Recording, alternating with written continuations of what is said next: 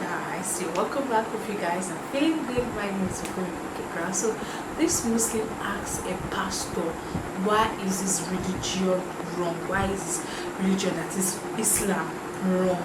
So let's check it out, guys. Jesus is a prophet Isa, within the Muslim culture. So as a Muslim, like, we respect other religions. We call them people of the book. If you respect another religion, there's no wrong religion in that essence. Like, from your standpoint, because I am Muslim, because I have an imam who is not a messenger but an interpreter, is my religion wrong or askew in any context? I have the utmost respect for Muhammad in the way, after growing up as an orphan in poverty, he makes one of the 5 pillars, almsgiving, giving to the poor. I respect that highly. I think that's absolutely fantastic. Secondly, I respect Muhammad for the way he led the Arab people out of polytheism into monotheism. I think that's outstanding. Obviously, where I disagree with Muhammad is regarding the identity of Jesus Christ. Who is Jesus? Obviously, the Quran teaches that Jesus is not God. He's a good prophet. Obviously, the Gospels of Matthew, Mark, Luke, and John insist Jesus claimed to be God, and he did things as God. He accepted the worship of people as being an appropriate response to him. So obviously, my question from my Muslim friends is, are you sure that Jesus is just a prophet? Obviously, Muhammad was not born until 500 years after Christ, so he never met Jesus. The eyewitnesses insisted Jesus claimed to be God. He accepted worship as appropriate. So, who is Jesus?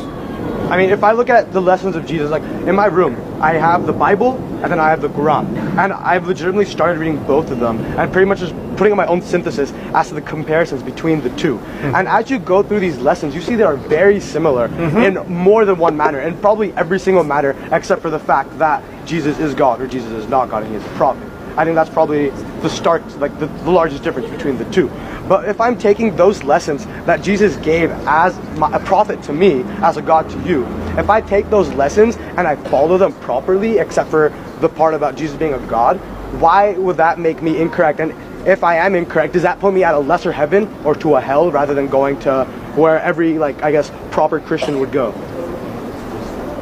Oh, well, proper Christians deserve to go to hell. The only reason a Christian goes to heaven is because they realize, I deserve hell, but Christ bled and died on a cross for my sin, and I've accepted his sacrifice for me. So proper Christians don't go to heaven because they're proper people. All right? It's all grace. All right. And you see, that is a basic contradiction between Islam and Christianity. You know, in Islam, you have to follow the 5 pillars, and you better do it well. And if you do it well, you go to heaven. And if you don't do it well, you go to hell. Jesus Christ says, no, you don't go to heaven by following the 10 Commandments or by following the Sermon on the Mount. You go to heaven because you realize, I am in desperate need of God's forgiveness, his mercy, his grace, and I throw myself upon Christ for that forgiveness, for that grace. You see, so you can't have it both ways.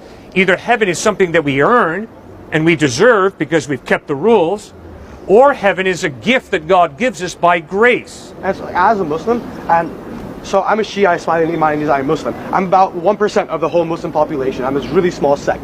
And the very first line in the Quran, or anything that any of our prayers, is Bismillahir Rahmanir Rahim. In the name of Allah, the most beneficent, the most merciful. And essentially the way that we've been taught that from our Imam, the interpreter, Ahmed IV, the way it works out is, man will sin, right? Like it's gonna happen no matter what. And the way that we've been taught, it is our goal to continuously approach and try to better ourselves, and we do need God for that forgiveness. And to me, it seems like what you preach is the same thing that I've been preached to my whole life.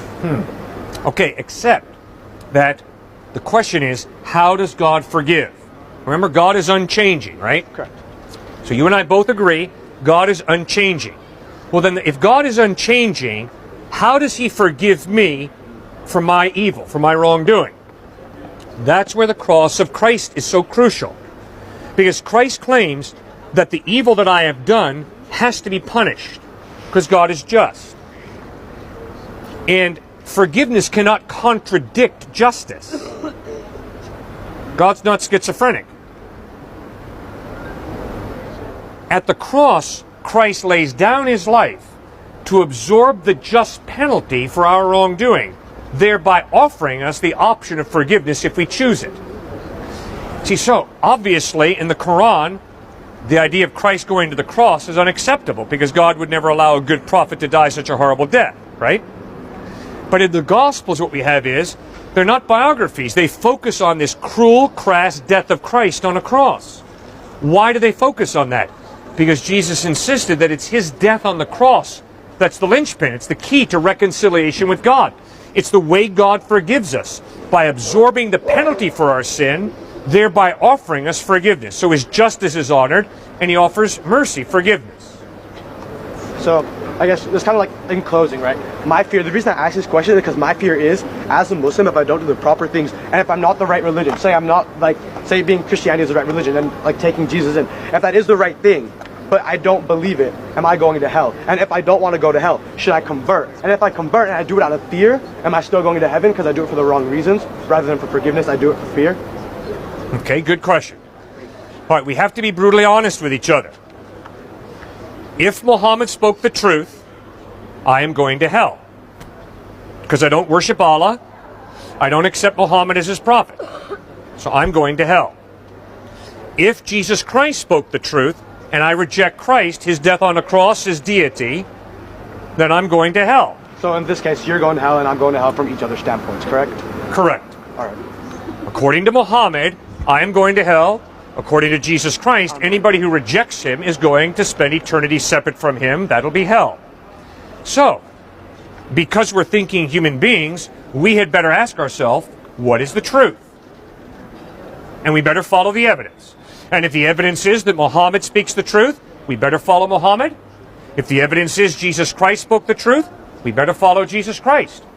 Or if the evidence is Siddhartha Gautama Buddha or the avatars of Hinduism spoke the truth, we better follow the evidence. Or if the evidence is that there is no God, we better be atheist. So then how do we tell, like, between Christianity and Islam specifically, all we have to compare are these two books, correct? We have these two books, we have scriptures that follow both of them. Good. We have a history that comes with both of them. Good. How do we know which one's evidence is more factual? How do we know which one's is more true? How do I know which one to follow and not end up in the wrong place? Because that is my fear.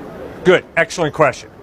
First point, we better study both books to find out, are they accurate or not? Which is what I've begun doing. Good. And I think the evidence is clear. The Quran is reliable. The Quran has been carefully preserved over the past 1,500 years. If anybody wants to try and maintain that the Quran is inaccurate, they're out to lunch. I am convinced. The evidence is very carefully preserved over the past 1,500 years. You have a very accurate presentation of what Muhammad taught. The same thing is true of the Gospels. Very carefully recorded, a plethora of manuscript evidence to support the reliability. Okay, so we've got two very accurate books, the Quran and the Gospels. Now, obviously, they contradict each other, although there are similarities. Definitely. A lot of similarities, but also contradictions. Okay. So now, the bottom line question is, does the evidence point to the fact that you can trust Muhammad to speak the truth, or does the evidence point to Jesus Christ being trustworthy? Now, here's how I would go about that. Examine life, style. How did Jesus treat women? How did Muhammad treat women? How did Jesus treat his enemies? How did Muhammad treat his enemies? Those types of questions, lifestyle. Second question, ethical teaching. What are the ethical teachings of Muhammad? What are the ethical teachings of Christ? Are there internal contradictions? Or is there an internal consistency? Third question, how did they die? Obviously, in the Gospels, Jesus dies an excruciatingly painful death, forgiving his enemies. Obviously, that demands my respect. Fourth question, what happens after they die? Obviously, in the Gospels, you have an historical resurrection of Christ. And you have eyewitnesses who see him risen from the dead. Well, I really enjoy this conversation, guys. I love reading man is dissecting the Quran at the same time the Bible, letting me understand what the Bible says about Jesus, what the Quran says about Prophet Muhammad, what he believes in the Quran, and what he thinks, I just love how he's explaining. He's trying to let the Muslim man understand that your religion is not a wrong religion, but it is seen in different dimension. The way things are done in the Bible or things were done in the Bible is different from the way some things were done in the Quran.